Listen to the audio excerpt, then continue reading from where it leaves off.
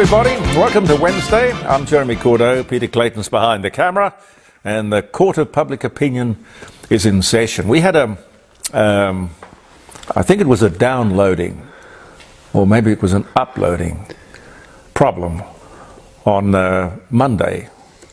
But anyway, a lot of you let me know that there was a problem.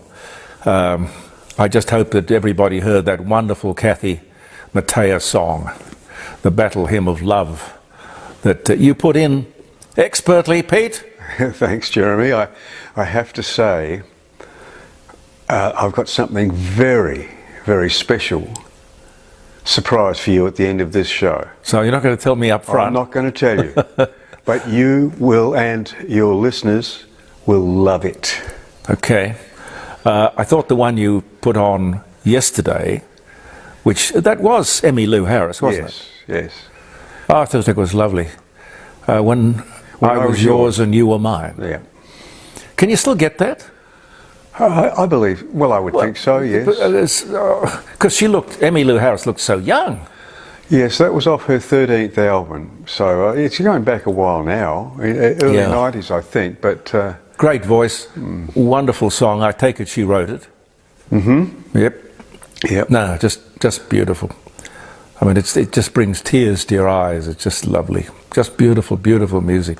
Could be a hit today, all over again. I told you when we recorded on Monday and Tuesday, we recorded on Saturday for the Monday and Tuesday show, that I had to go up to Echunga for the All British Day and have a look at the lovely old cars. Hundreds of them, all gathered for a very special day. In fact, the 40th anniversary of the All British Day. Also very special for Jaguar, and probably more so for MG, because it was their 100th anniversary. The 100th anniversary of the MG motor car. Anyway, I never got there. Got as far as Hahndorf.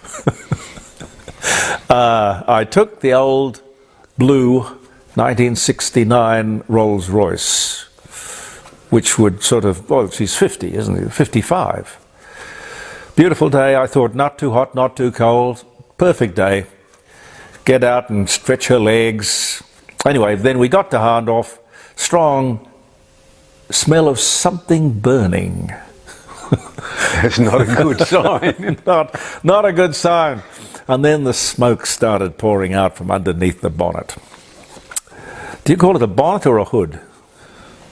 I guess bonnet. Bonnet, yeah. I think the Americans call it the hood. Yes. Anyway, I won't bore you with the details, but I do have a picture.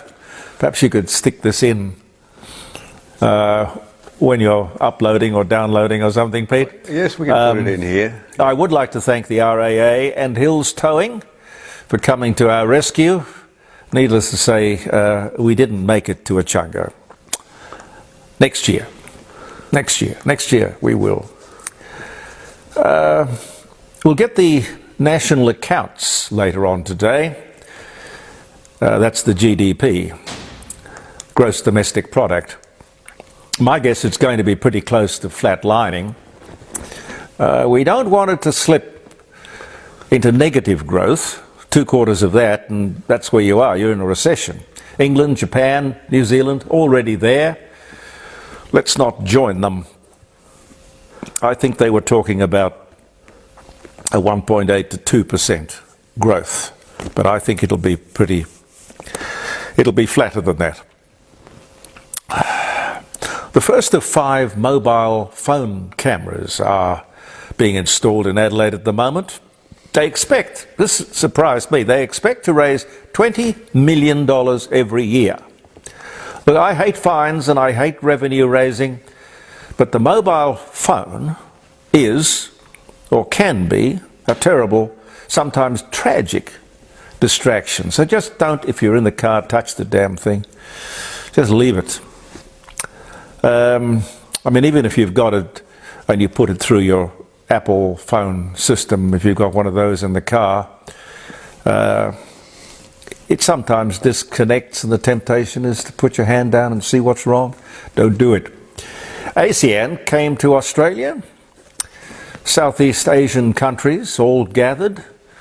for a huge talk fest in Melbourne. Boy, did that stuff up the traffic.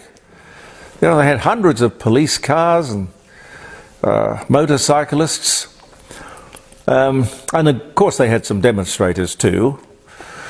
The Extinction Rebellion people dangling from overhead bridges and things. God, I don't know. I don't know what these Asian people would, these leaders would think of all of that. The demonstrations, I mean. I believe that ASEAN's taken over from CETO. You know, we've got the NATO, which is the North Atlantic Treaty Organization. CETO was the Southeast Asian Treaty Organization. Never hear about them anymore. Maybe they're still in existence. But anyway, more expense, more talk. Hope something comes of their meeting. But I must say, watching Ferdinand Marcos Jr. on 7:30 on the ABC, what an impressive man. Competent, excellent speaker. And of course the interview was, well, aggressive. You're Ferdinand Marcos. You are the son of a dictator? Anyway, I thought he handled it brilliantly. Congratulations to 7 News, by the way, for telling us and showing us the disgraceful events on Kangaroo Island, where land clearing or the harvesting of blue gums or tree felling, call it what you like, it just looked like a scene out of something in the First World War. Absolute desolation. Anyway, out of that desolation, hundreds and hundreds of koalas have been killed, injured, their habitat destroyed, all apparently condoned by the government. Wake up!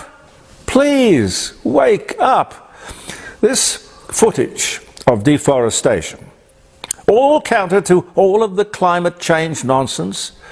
Trees and plants are the lungs of the world. You see the hypocrisy, don't you, at every level? The natural, God-given means of cleaning the environment, let alone supporting the wildlife. You'd be demonstrating out there in favour of those trees, wouldn't you? You'd be lying down in front of the bulldozer or whatever they were using, but no demonstrations at all. Was it totally necessary? It was necessary for us to see it. I'm glad a lot of people did on 7 News. The Kangaroo Island Wildlife Network. There's a girl called Katie Wells. I'm trying to find her to see if she'll come on the program on Friday, because we need to talk about this. You remember the treatment of the koalas some years ago when they were saying, we have to cull them. Sanitized words for kill. We have to cull them because they're eating themselves out of house and home.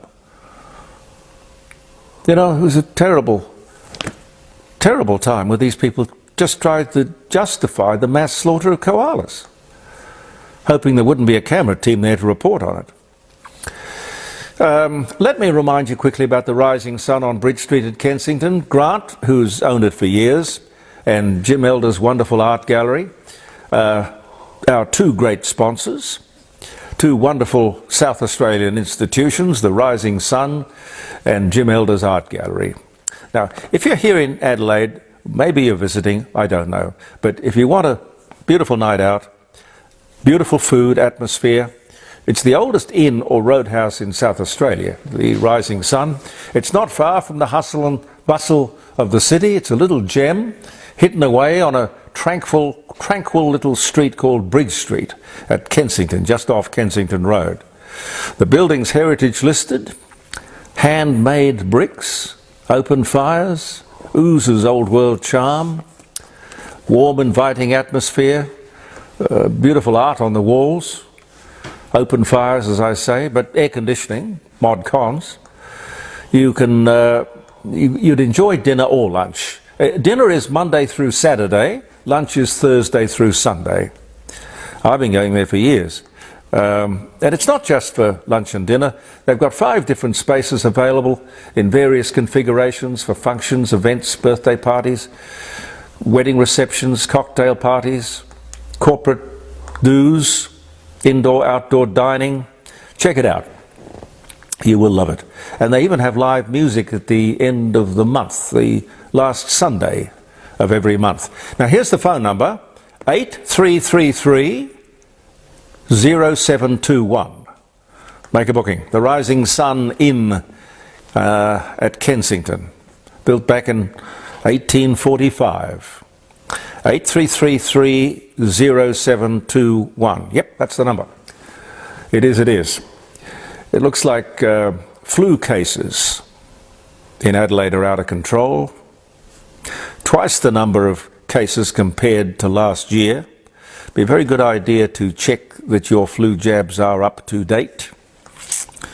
I think the vaccine becomes available around the March, April time of the year, in time for the flu season, but you know, we've got the flu here already. The Dunkley by-election. Ah, yes. Both parties, both major parties, putting on a predictably good spin. You know, I don't know what to say about it. If I was in the Liberal Party, I would worry. It was an opportunity for the electorate to give Labor a kick in the pants, and it was almost a tick of approval. There was a small swing to the Libs, but nothing to crow about. To me, the answer is obvious. It should be to the Liberal Party as well. The Liberals have to stop being Labor light. Be the party that Menzies started. Different. Stop trying to please everybody. Don't sit on the fence. Develop good, sensible policies and learn how to sell them. Forget about who is a man or a woman. Recruit the best candidate, somebody with conviction and passion. The political landscape is rich with obvious opportunities, I think, for policy development. Immigration, people feel strongly about that. We can't go on bringing 600,000 people a year into the country. Taxation reform, by that I mean real taxation reform. Less tax and more incentive. Look, you could do lots of things. Lift the tax threshold to $30,000. Do away with all of the deductions. Keep it simple. Get rid of payroll tax. Excellent idea. Keep it simple and fair. Grow the economy. Then there's government waste. I don't think anyone's got a policy on government waste. Clean out the education system, get rid of the woke and the political correctness, demand a complete audit of the Aboriginal industry, and of course the NDIS. You could run with that. We will find out where the money goes and stop it. You know, you could develop policies to make us all more self-reliant and independent of government interference. In other words, you could say something like, elect us and we'll leave you alone. I love that. All of this off the top of my head with a bit of thought. God knows what we could come up with. Voting for the Libs at the last moment, well, you'd just get more of the same, wouldn't you? Unless they have a good look at themselves and become a true Liberal party.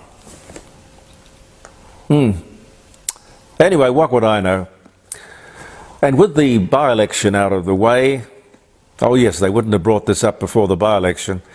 With the by-election out of the way, the government has announced that they have approved a 3.5% increase in private health insurance.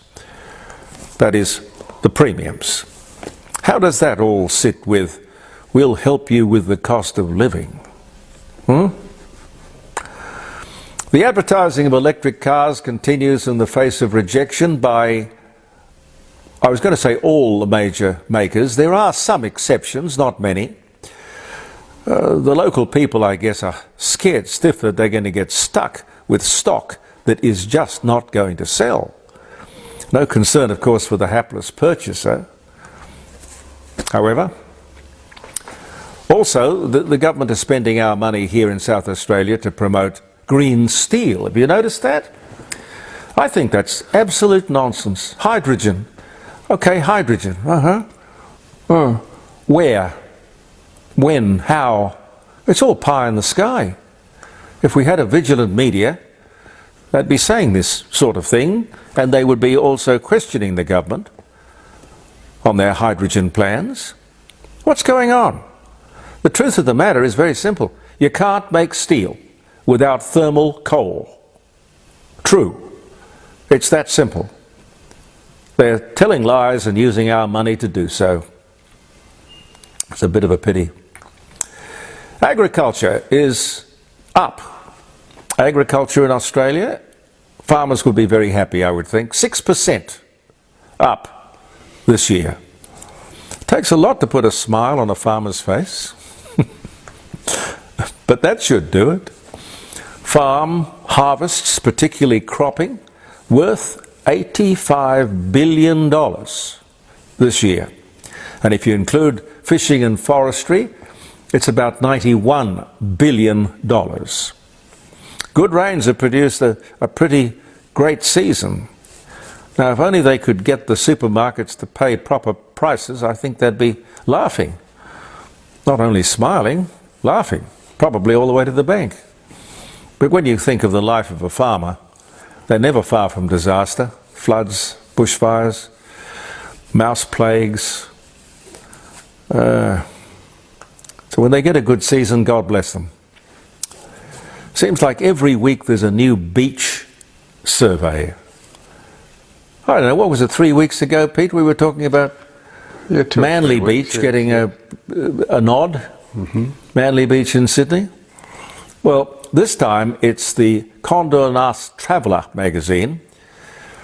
And the winner, we don't have a drum roll, do we? No. the winner is Palm Cove Beach in far north Queensland. Never been there, but apparently it's absolutely wonderful. Traveller says it's definitely the best beach in the world. But wouldn't that be a great job, being a beach bum, working for a nice big glossy magazine, travelling the world, just looking for the ideal beach? Be perfect.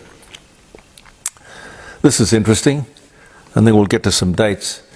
A 4-year survey of toddlers has revealed that on average their vocabulary is deficient by about 1,100 words a day. Now the problem seems to be screen time.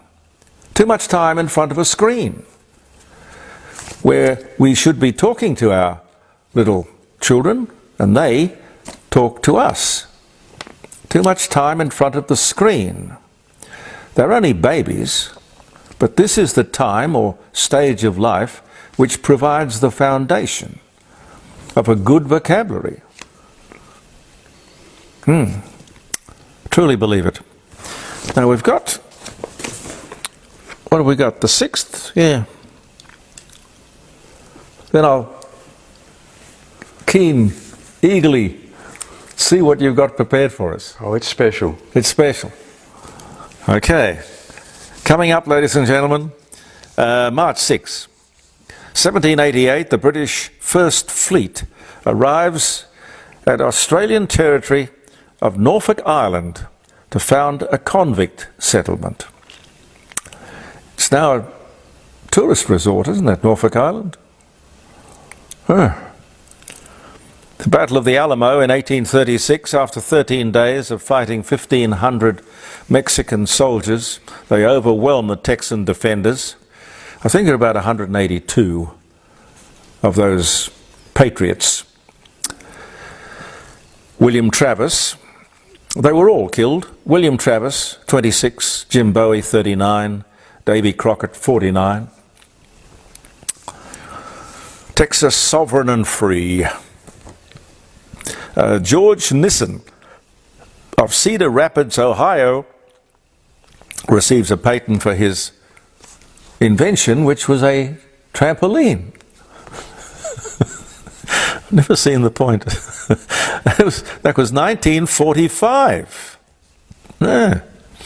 2018, American World War II aircraft carrier, the USS Lexington, rediscovered in Australia's Coral Sea, lost during the 1942 Battle of the Coral Sea, which was the turning point for the Second World War in the Pacific. Michelangelo, Italian sculptor, painter, architect, poet of the High Renaissance, David, the ceiling in the Sistine Chapel, all of that. He was born in Tuscany on this day in 1475. Michelangelo. 1974, an unnamed Italian industrialist loses a record $1,920,000 at roulette over 5 hours in Monte Carlo. That could make you feel sick, wouldn't it? Gee. Nancy Reagan, First Lady of the United States of America, dies at 94. She was born in 1921, but she died on this day in 2016. British Union flag begins to be flown full mast over Buckingham Palace whenever the British monarch is not in residence, following changes to protocol after the death of Diana, Princess of Wales. That was in 1998. The aspirin, the humble aspirin made from willow, the willow tree. 1899, patented by Felix Hoffmann at the German company Bayer. The Tibetan spiritual leader, the Dalai Lama, is vaccinated against COVID-19 and urges other people to do the same. On this day in 2021, Gottlieb Daimler, German engineer and inventor, designs the first motorcycle, 1900, dies at 65. Valentina Tereshkova, on this day in 1937, was born in Russia. She was a Soviet cosmonaut and the first woman in space on a spaceship called Vostok 6. And Cyrano de Bergerac, the French playwright and novelist, known for his large nose, on this day in 1619, was born. Some of the things for which we remember the day and salute the day. And if it's your birthday or wedding anniversary, hope it's going to be a great day. Or, depending on when you're watching this, it has been a great day. Anyway, we'll see what Pete's got in store for us as a special surprise. I'm Jeremy Cordeaux, Peter Clayton behind the camera. The Court of Public Opinion will be back tomorrow. Believe in yourself and take it away.